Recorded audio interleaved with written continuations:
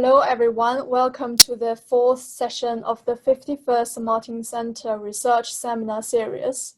This seminar is hosted and supported by the Martin Center for Architectural and Urban Studies at the University of Cambridge. The new series has successfully kicked off 4 weeks ago with particular focus on architecture and energy. Today, we have invited Professor John Miles to share his research on energy, transport, architecture, interactions on the grand scale. Also, joining with us on the panel today is Dr. Ying Jing from Cities and Transport Research Group. He is also the director of the Martin Center. Thank you for joining with us today. I am Yue, one of the conveners of the seminar this year, and my colleague, Louise, is working with me today to broadcast this seminar. We will open the channel for questions after the seminar. There is several options to interact with our speakers. You may either raise your hand by clicking the bottom of the screen, and our conveners will invite you to the panel. Don't forget to unmute yourself. Please notice that the talk today is live streamed on Facebook until the beginning of the Q&A session, which won't be recorded on our YouTube channel, so please rest assured and joining our discussion later. Now I would like to hand over to Ying to chair the session today. Ying. Thank you very much, Jia, and thank you. And I'm really delighted to see that the Martin Center seminar series actually going from strength to strength, and actually has brought such a great series of talks. And today I'm really delighted to welcome Professor John Miles, who is the Arab and Royal Academy of Engineering Professor of Transitional Energy Strategies at the Department of Engineering and a Fellow of Emmanuel College in Cambridge. And John is a great friend, and also we have actually talked a lot about the importance of combining the insights into technology, economics, city planning, architecture, to look at these complex issues of transport systems. And befitting to this, I'm really delighted for John to come and to talk to us today with this on this topic, which is to look at energy, transport, architecture, the three of urban design and urban, and to look at the interactions of these different aspects at a grand scale. So, John, I'll hand over to you so that, and I really look forward to your presentation. Thank you very much, Ying. It's a great pleasure to be here. If you give me a moment whilst I try and share my screen. Yeah. I hope what will appear in a moment will be my first slide. It's already appeared. Is that title slide showing? Good. Yes. Okay, then I'm ready to go. Mm-hmm. So first of all, may I thank you for inviting me to take part in this series. It's a great privilege for an engineer to talk to architects. And I'd like to say at the outset that because I'm not an architect, you will no doubt notice lots of errors in what I tell you this afternoon.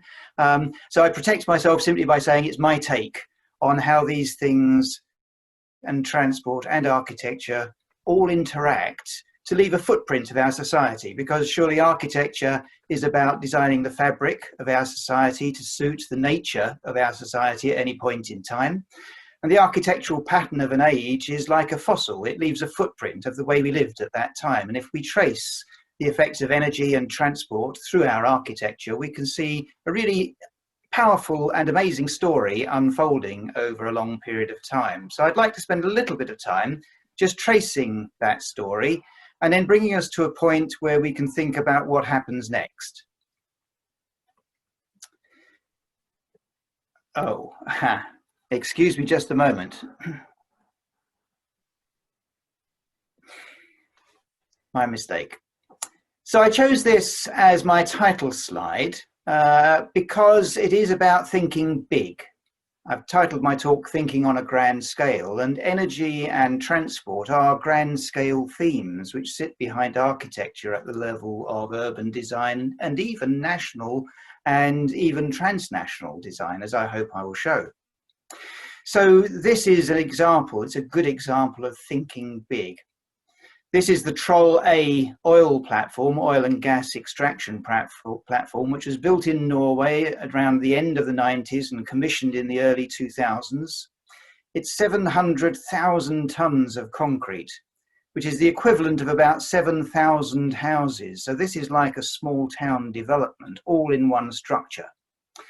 And it was moved some 200 kilometers from the place where it was built in Norway out to its position in the sea, in the North Sea on the Atlantic shelf, which is about 50 miles offshore, and placed there so that it can extract oil and gas. And it sits there now, having been operational for some 20 years, extracting oil and actually more gas than oil these days.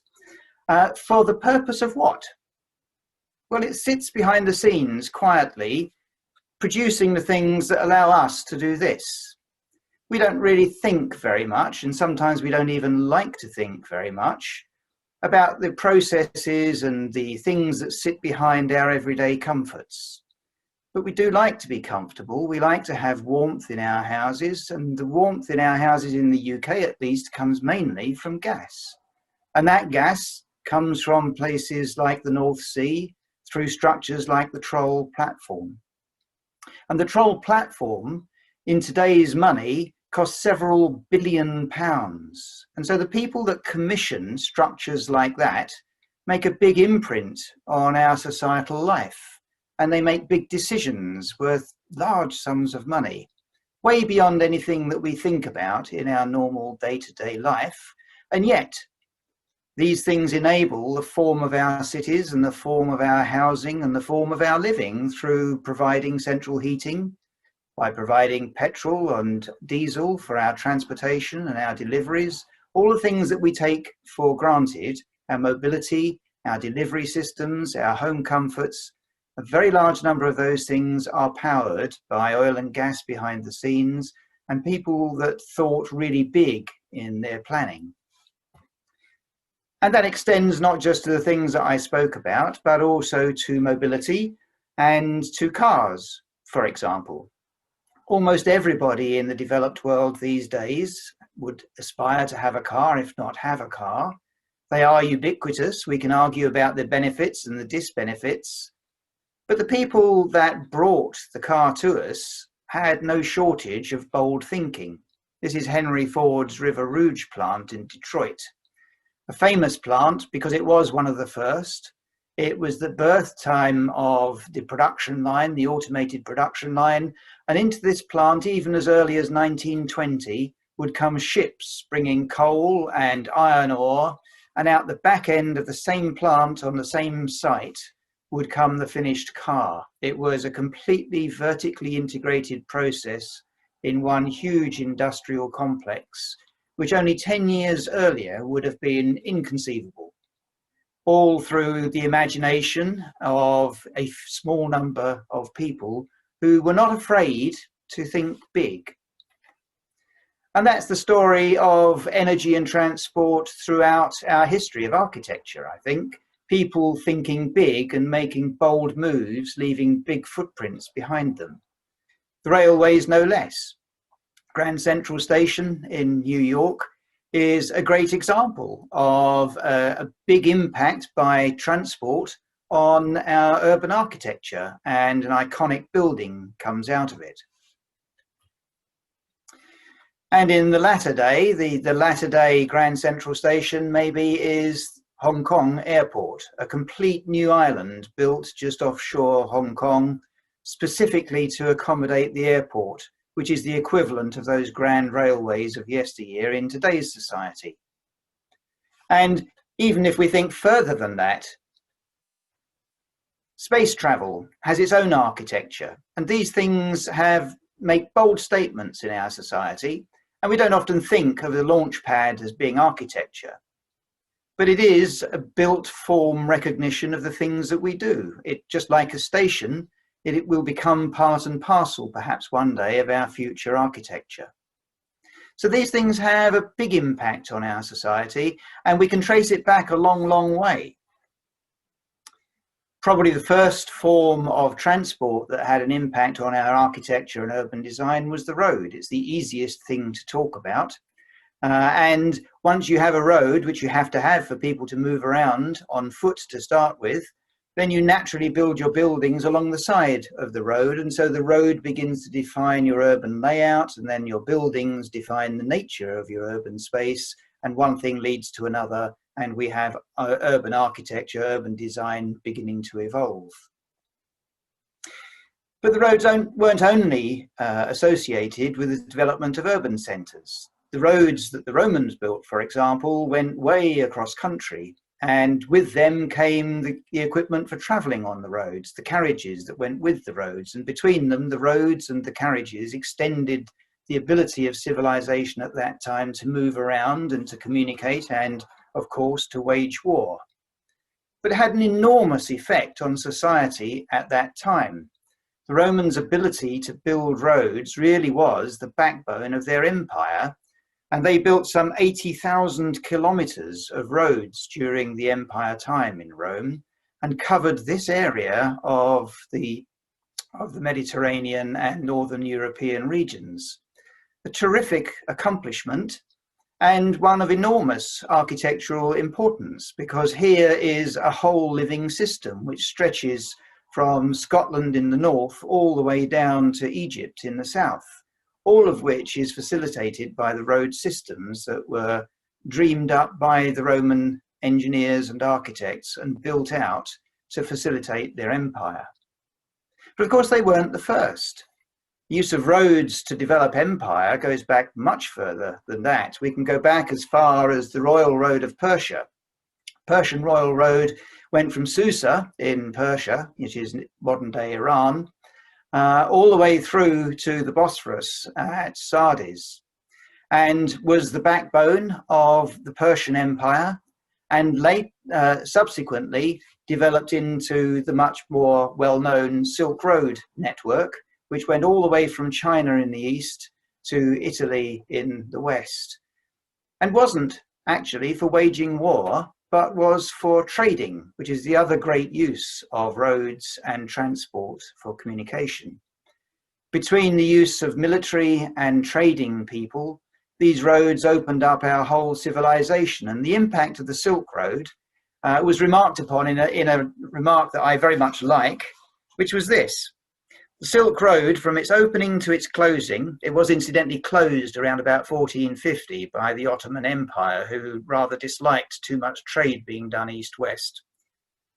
But the Silk Road, from its opening to its closing, had so great an impact on the development of world civilization that it is difficult to imagine the modern world without it. What a profound impact that is for a road system that was built originally more than 2,000 years ago and was functional for over 1,000 years and has created all of the foundations for the society that we now know.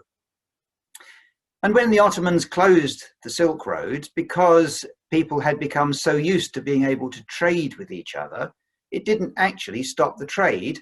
All that happened was that the Silk Roads, and in fact there were more than one of them, there was a network of roads across the whole of Central Asia, they were added to then by the sea routes, which you can see marked on this map, which extended the network even further to the west, out to Western Europe and indeed to Britain. And this trade network, this trading network, was the legacy of the architects and the engineers who first built the Silk Roads and subsequently the Roman roads. So these things have an enormous impact on our society and the way that we develop. And of course, thinking of sea trading routes brings us to another very important point about urban design, which is, of course, we build cities in places that suit us. And that usually is where we need to have a port by a sea. So going back right to the beginnings of civilization, cities and towns were built by the sea to facilitate trade and warfare via the sea. Or they were built perhaps at points on rivers where a crossing needed to be made. And here again is another impact of architecture on our form of society, that the cities would spring up where a bridge would be built. And so the art of building bridges became fundamental to the places where cities were built. And this is a picture or an image of London in Roman times, which shows the single bridge across the Thames where London was formed. And London is there because it was the place where the bridge was built. And the city wall which goes round that image of London is the city wall which is still there in part around the city of London. So it's had an enormous footprint, it's had an enormous impact on the whole of the growth of urban life since it was first founded. And if we look at the way in which the city grew, and the next few images I've tried to present to scale, you saw the image of London in Roman times, and by 1300 it really wasn't very much bigger, and it still had a single bridge, as you can see on that map at top left. By the time it got to about 1700, it was a bit bigger, and it was stretching round towards the west, and the area of Westminster had been defined, but it still wasn't that much bigger, and it wasn't until about 1750 that a second bridge was built at Westminster. And after the second bridge was built at Westminster, then London really blossomed, and by the time we got to 1850, there were numerous bridges across the river, and London was really established as the beginnings of the city that we know today. So the influence of engineering and architecture on the growth of London came through its bridges, and the way in which the city expanded reflected the positioning and the size of those bridges. They were the arteries of the city's growth. And the architecture of the bridges changed over time. In medieval times, the single bridge in London, the London Bridge, went through a series of stages of development, one of which was when they simply built houses and shops on the bridge to the point where it almost blocked the bridge and you couldn't use it as a bridge anymore. So these things come and they go, and we experiment, and some things work and some things don't. But over a period of time, things evolve, and the nature of the city evolves, and the cities get bigger and bigger. And in the case of London, it was then stretched by the need to build the docks as we got to the point where trading overseas became an important part of the national economy. Then we had to build docks to accommodate the overseas trade, and the city had to extend to accommodate those docks. And sooner or later, we began to industrialize the use of coal. And as we began to industrialize the use of coal, we had to move coal. And the movement of coal was first facilitated in great tonnages by the building of the canals. And the building of the canals, both in Britain and in many other countries, led to a network of trade routes through the countries, which began to facilitate the movement of coal, which is the movement of energy, and therefore the spread of economic development and the gradual rise of wealth in the nation, and the spread of wealth across the various different levels of society. Obviously not starting all at once. You can see that the architecture at this time around the places where the coal was picked up and deposited was pretty grim. And there was a lot of inequality, and the canals were soon replaced by the railways, which were first designed not for the haulage of passengers, as is often shown, but for the haulage of coal. So the coming of the canals and then the subsequent coming of the railways enabled the coal to be moved around, which enabled industry to grow, and which facilitated the Industrial Revolution and changed society forever, leading to a position where we now have industrial towns, or where we had at that time industrial towns growing, where there had to be the provision of energy in the towns, and the city landscape took on this sort of perspective. Not something which I guess is architecturally very attractive, but nevertheless, that is the footprint of urban architecture as it was at that time, driven entirely by the needs of energy to produce things and transport to move things. And so as we come towards more modern times, and this again is a picture of London in the 60s, we were at that time building power stations in our cities at the points where we needed the power. The obvious disadvantage of that is shown in this picture, where the pollution from the coal-fired power station is going straight up the chimney and spreading across the city immediately. And even as late as the 60s in London, there were terrible air pollution problems which came from this source. So the footprint of our city, the nature of our city was changing as our use of energy and our use of transport was developing. And again, in the 60s, we not only had pollution, but we also had congestion.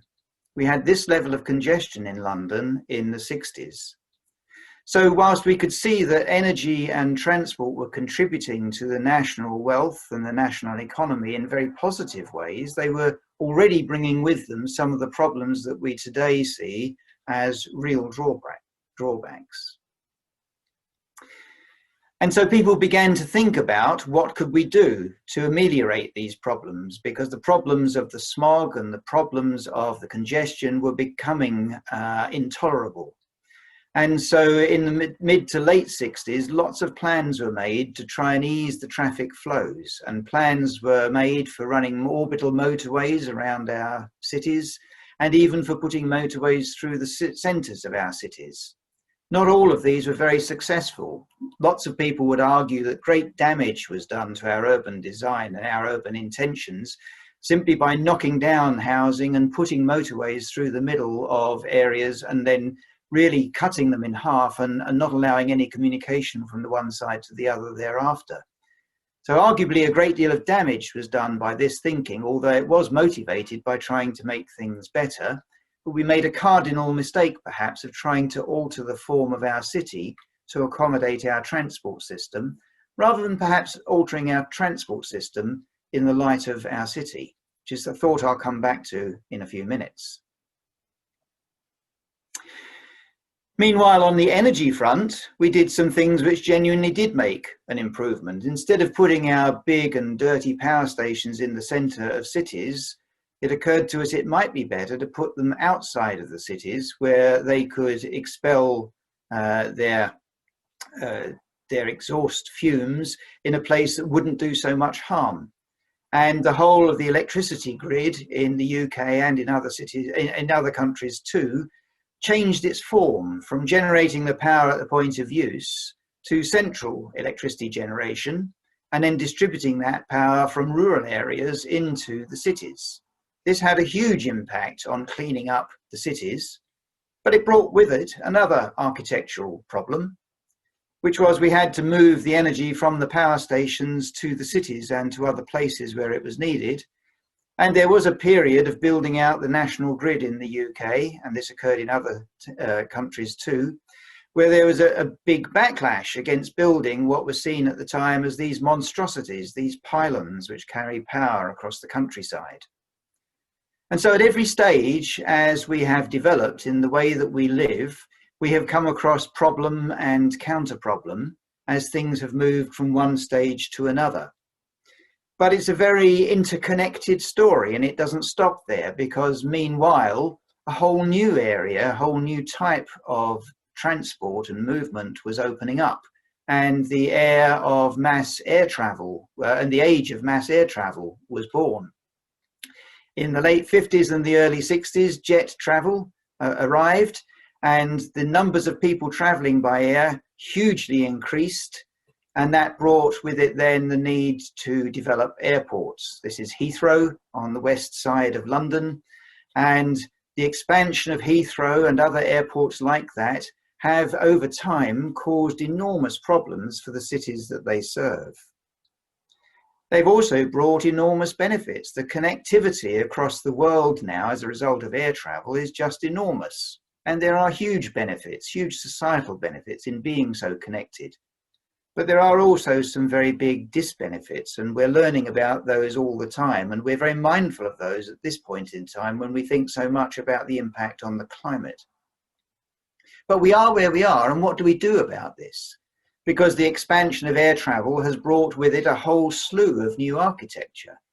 You could argue that airports are the current generation's cathedrals. They are the places that are the biggest and most prestigious buildings that societies produce.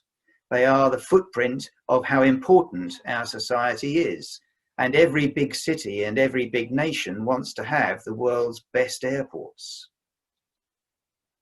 And it was like that with railways. And it maybe is getting like that again too, because there's been a swing in the way in which we approach our travel. There's a lot more interest in railways these days.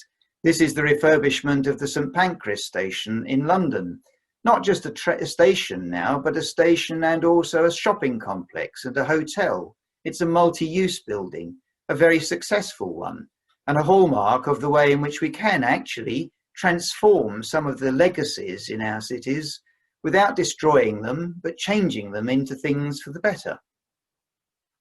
Not just the station building itself, but the station and its surroundings. The whole area of King's Cross and St Pancras has been transformed by the rejuvenation of the station and the arrival of the high-speed rail link with Paris and beyond.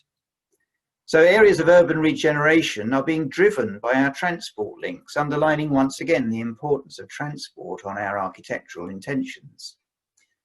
And here's Battersea, that station that I showed you a few slides ago that was so dirty and contributing to the London smog, now transformed into a residential and a commercial complex with a lot of retail centres, a place which is actually highly desirable to live, right in the centre of London, and a complete transformation from what it was before.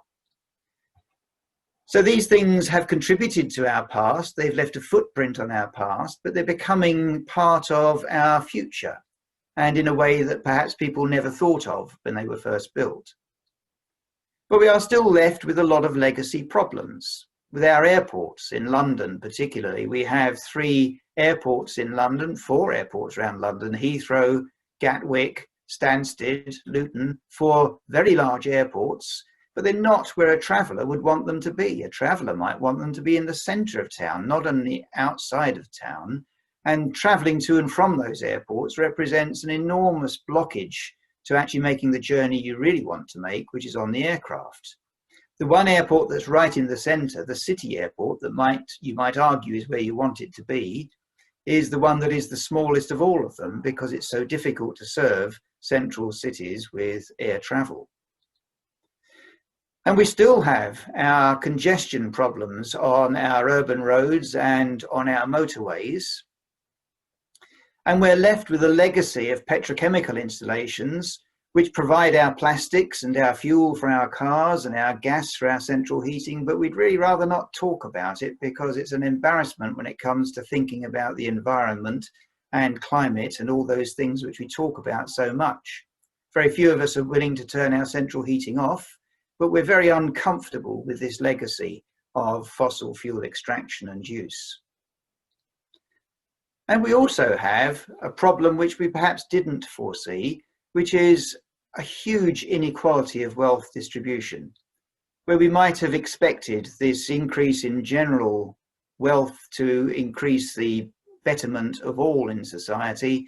There seems to be a great divide in our society between the haves and the have-nots.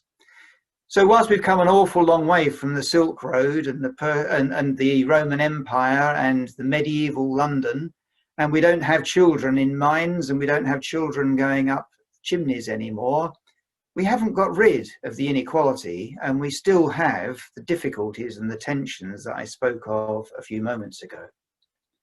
So to come towards the end of what I have to say, and perhaps the most important thing in terms of where we turn our thinking, where do we go now?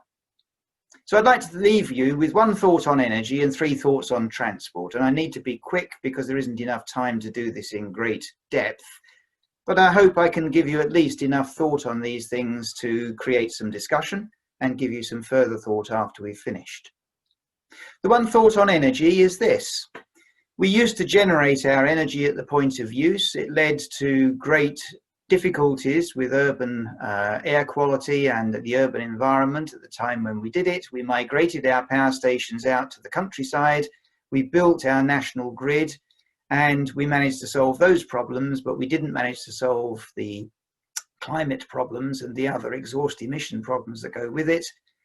The next step will be to move them even further out onto the sea for offshore wind, which will give us a power source which has zero pollution.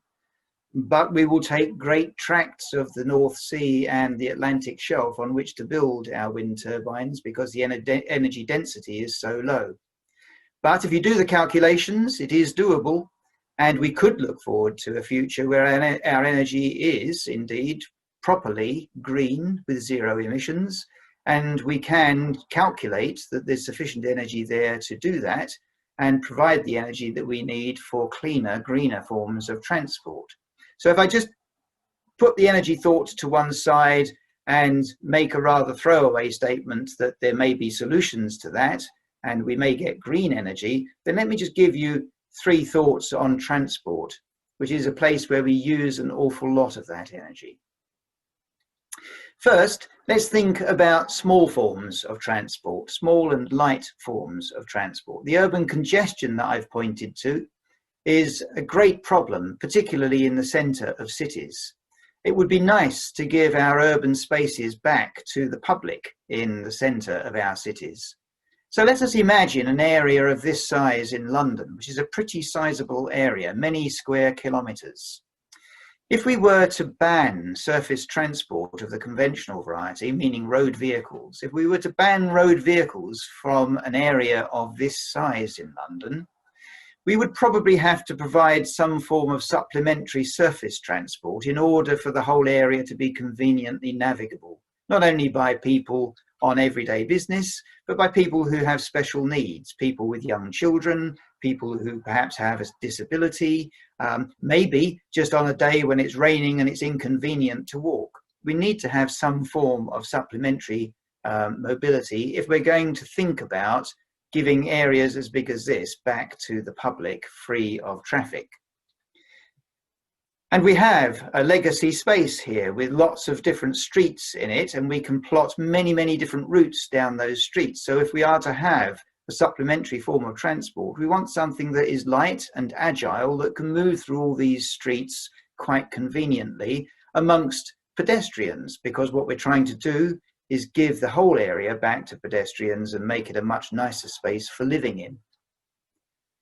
So with the technology that we have today, we can envisage just such a transport system, something which is like these very lightweight 2-seater pods, which are shared vehicles available for public use, which are picked up and dropped off wherever you might want to use them, which can travel around streets which have been pedestrianised. This is Regent Street. And can move safely amongst people at relatively low speeds, but with comfort and protection from the outside elements.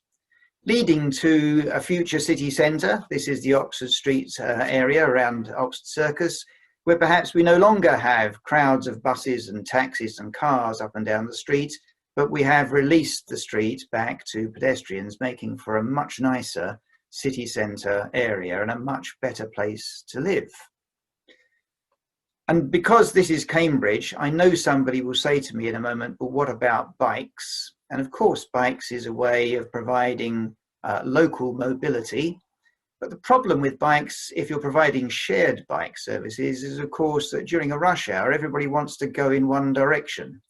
And so they get picked up at the point where people arrive in the city, and they get dropped off at the point where people work in the city. And you get problems like this, where they're all dropped off at the same sort of point because everybody's going to the same centre of the same city. How do you get them back to the place they're needed, which is where people are coming into the city? And redistributing things like bikes is very difficult.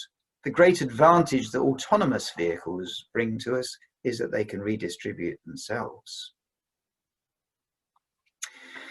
Another issue which we regularly discuss is we have crowded motorways and we want to get those vehicles off the motorways, and the answer is we should put them on the railways.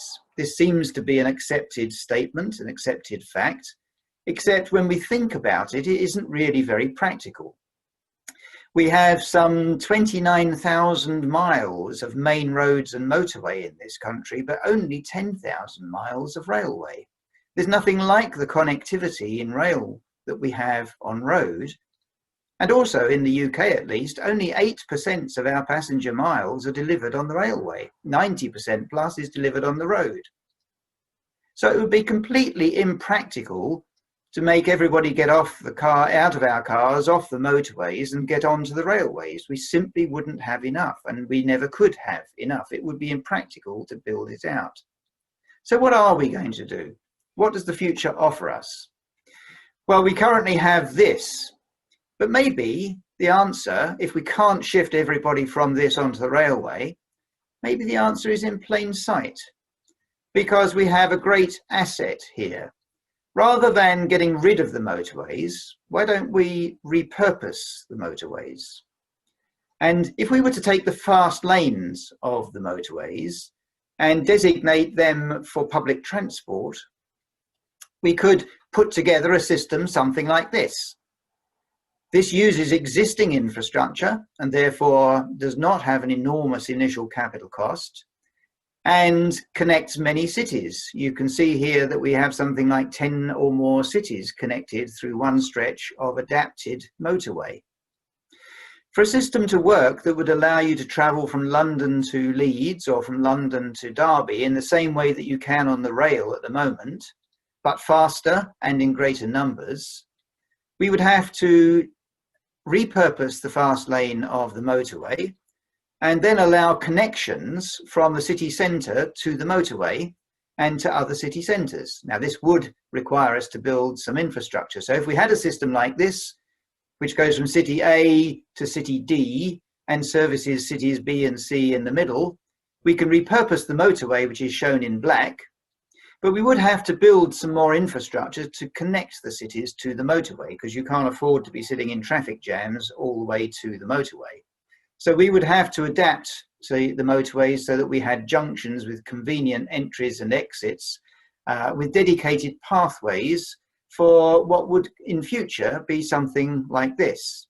The arrival of electric and autonomous vehicles allows us not only to build cars, but to build very fast moving coaches, which if they were allowed to run on segregated pathways, repurposed fast lanes on the motorways, could provide a very fast door-to-door service or city centre to city centre service, non-stop between any pair of cities on that route at a relatively low initial cost.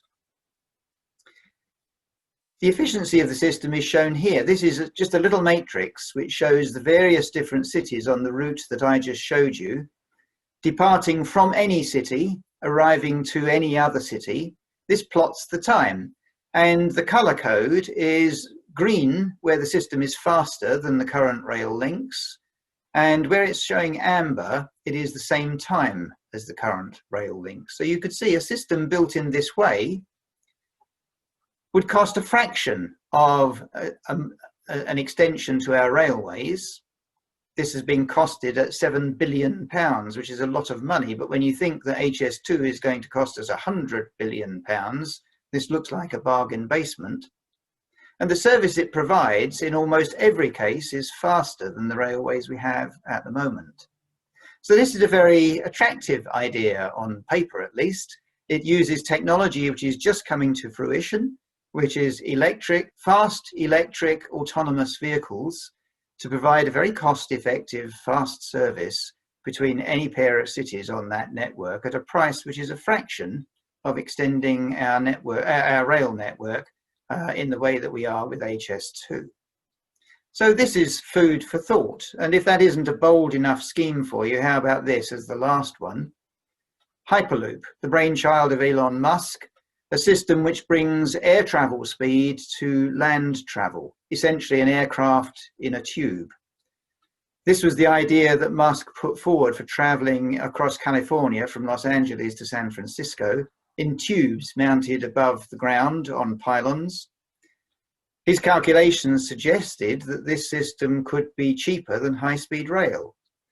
And if we think about what that might look like in future in the UK with some minor adaptations, we could foresee a Hyperloop system in the UK, which, moving at the speed of an aircraft, enables us to go not from an out-of-town airport to another city with another out-of-town airport, but from a city centre to a city centre, something which is so much closer to the ideal.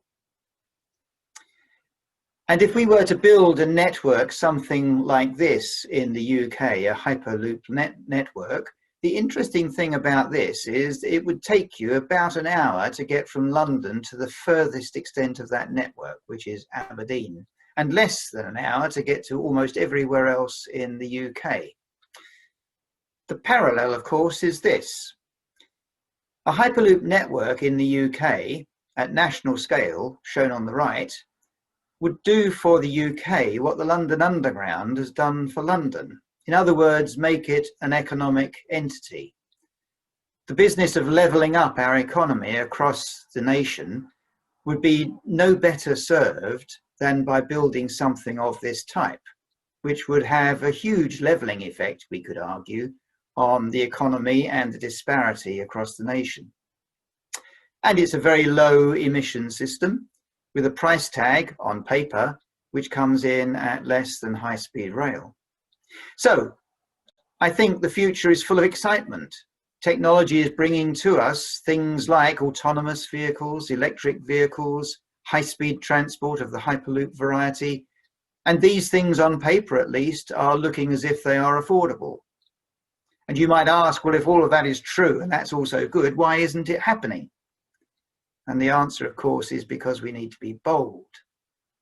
When we think about the Roman roads and the Persian Royal Road, the Silk Roads, and the other examples I gave you, the River Rouge plant, the Troll platform, these things didn't come about by people who thought small. You need to be big and be bold to make real change occur. We can see that the things like Hyperloop and high-speed electric transport and even autonomous pods, they're all possible, but for them to become a reality, we need really bold thinking and really brave architects. Thank you.